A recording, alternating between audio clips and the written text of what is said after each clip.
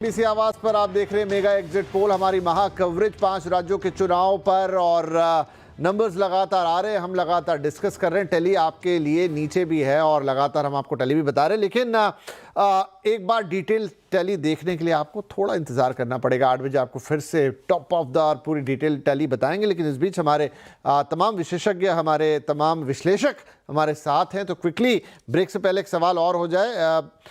कार्तिकेय, आप तो काफ़ी ग्राउंड पे जाते हैं और वहाँ से फिर अपना असेसमेंट बनाते हैं और सारी चीज़ें देखते हैं। मुझे थोड़ा बंगाल के बारे में बताइए। इस बार के चुनाव में जब चीज़ें हो रही हैं और दोनों ही पार्टियों ने पिछली बार भी पूरा जोर लगाया, इस बार भी, और एग्जिट पोल अभी भी काफ़ी कुछ जगह पे क्लोज भी हैं, दिख रहा है कि बीजेपी को एज है, लेकिन आफ्टर ऑल ये एग्जिट पोल है। मूड क्या था ऑन द ग्राउंड लोगों का? सर, माफी चाहूंगा, बंगाल इस बार नहीं जा पाए ये ईरान वॉर वगैरह की वजह से। ना हम बंगाल जा पाए ना असम जा पाए। तमिलनाडु होकर आए थे, इसीलिए आपको पहली सांस में ही बता दिया उसके बारे में। पर जो लोगों से बात हो रही थी बंगाल में, वो यही समझ में आ रहा था कि चुनाव, जैसा कि आपने कहा, पिछली बार काफी श्रिल था, काफी हाई ऑक्टेन, काफी चार्ज चुनाव था। इस बार हमें वो नैरेटिव नहीं दिखे वैसे उस तरीके के।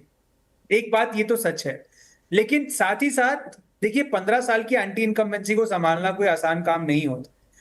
तो चैलेंज तो था तृणमूल कांग्रेस के लिए, और मुझे लगता है उनको भी ये बात पता थी। लेकिन ये भी सच है कि बीजेपी ने 2019 में अपना हाई पॉइंट देखा था और 2021 में उनकी सीटें घटी। 2024 की लोकसभा में भी उनके असेंबली सेगमेंट्स घटे हैं काफी। बट अगर आप इस समय बंगाल को समझें तो काफी ध्रुवीकरण है बंगाल में। अगर 2021 के भी आंकड़े अगर आप देखें पिछली बार, अभी आप बार बार जो महिला फैक्टर का जिक्र कर रहे थे, तो देखिए अभी कितनी सुंदर बात है कि संजय जी ने एकदम अलग तरीके से समझा दिया, ब्रजेश जी ने अलग अलग तरीके से समझा दिया। तो आप किसी भी तरीके से उसका आर्ग्यूमेंट पेश कर सकते हैं। ये रिजल्ट के दिन पता चलेगा कि कौन सा आर्ग्यूमेंट कितना पक्का था। ठीक है, बट ये मैं आपको बता सकता हूं, जो डेटा हमारे पास ऑलरेडी है, कि देखिए 2021 के चुनाव में सिर्फ एक मुस्लिम समुदाय ऐसा था जहां तृणमूल कांग्रेस के पास पुरुषों और महिलाओं दोनों में लीड थी। जितने भी हिंदू समुदाय थे, चाहे वो जनरल हो, ओबीसी हो, एससी हो, एसटी हो, वहां पुरुषों में सभी में बीजेपी को लीड थी। लेकिन दो ऐसे समुदाय थे जहां महिलाओं ने ममता बनर्जी को पावर किया, मतलब वो पुरुषों से अलग जाके उन्होंने वोट किया। एक थी जनरल अपर कास्ट जिसे हम कहते हैं, वहां महिलाओं ने पसंद किया तृणमूल को और पुरुषों ने पसंद किया बीजेपी को। और एक शेड्यूल्ड ट्राइब, एसटी, जो जंगल महल वगैरह के इलाकों में, वहां महिलाओं ने ज्यादा पसंद किया तृणमूल को और पुरुषों ने ज्यादा पसंद किया बीजेपी को। तो जो महिला फैक्टर है वो बंगाल में बहुत इंपॉर्टेंट है।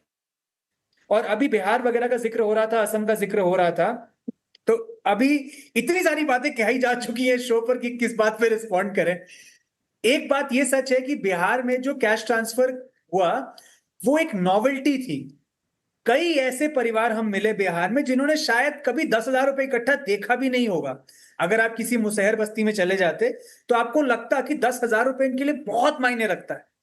लेकिन बंगाल में अब ये स्कीम्स कुछ समय से चल रही हैं, तो केवल उन स्कीम्स के जरिए जो ऑलरेडी चल रही हैं आप कितना आगे जाएंगे, तो नैरेटिव्स को मोल्ड करना पड़ता है और नई स्कीम्स जोड़नी पड़ती हैं। तो फिर आपने बेरोजगारी भत्ता दिया, आपने कई नए तरीके के कल्याणकारी काम किए। और जो कैश ट्रांसफर की बात हो रही है, मेरा ये मानना है अगले 3-4 साल ये चलेगा और इसकी नॉवेल्टी चलेगी। एक पॉइंट ऐसा आएगा जिसके बाद ये एज अ गिवन लेने लग जाएगा, तो उसके बाद ये रिजल्ट देना बंद कर देगा, लोगों को इसकी हैबिट हो जाएगी।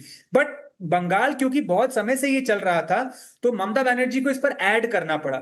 अब जो आपने फेज 1 का हमने जो डेटा देखा है पीपल्स पल्स का, और अगेन मैं मुझे लगता है अच्छा है कि फेज 1 22 दिखा रहे हैं, बिकॉज इस समय फेज 2 का डेटा जो भी दिखा रहा है वो थोड़ा क्वेश्चन करना पड़ेगा हमको।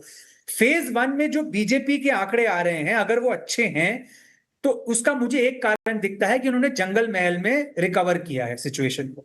जंगल महल जो 2019 में उनके लिए बहुत फर्टाइल ग्राउंड बना था, 21 में हाथ से निकला और 24 में काफी ज्यादा हाथ से निकल गया। वहां बीजेपी मुझे एससी एसटी बेल्ट में कम बैक करती हुई दिख रही है, अगर वोट वाइप का ये जो आंकड़ा आया है फेज 1 का, ये सही है। और जाहिर सी बात है, अगर इसमें बीजेपी अच्छा कर रही है तो महिलाओं में भी अच्छा कर रही होगी।